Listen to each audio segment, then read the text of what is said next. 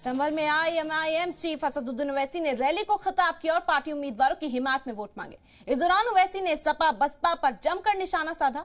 हिजाब के मामले पर उन्होंने कहा कि अखिलेश यादव को कुछ भी सुनाई नहीं देता, लेकिन अखिलेश यादव और बसपा बीजेपी के चाहने वाले सुन लेते हैं। उनकी बेटियां कयामत तक हिजाब में रहेंगी क्योंकि कुरान और आइन हिजाब के साथ है। अखिलेश यादव को आड़े हाथों लेते हुए ओवैसी ने कहा कि अखिलेश वजीर आला बनने का जो ख्वाब देख रहे हैं, उनसे उनकी आंखों पर हिजाब पड़ चुका है।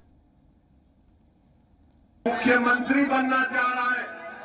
मैं आज कह रहा हूं, नवाब सुनो, समाजवादी पार्टी के चाहने वालों, सुनो बसपा और कांग्रेस के चाहने वालों, बोल दो अगर तुम आज निकाब और हिजाब के मसले पर नहीं बोल रहे हो, जो भारत के संविधान के खिलाफ बीजेपी की सरकार ने इक़दाम उठाया, तो याद रख लो हमारी बात को। बीजेपी वालों, समाजवादी वालों, सुबह कयामत तक मेरी बेटी हिजाब और निकाब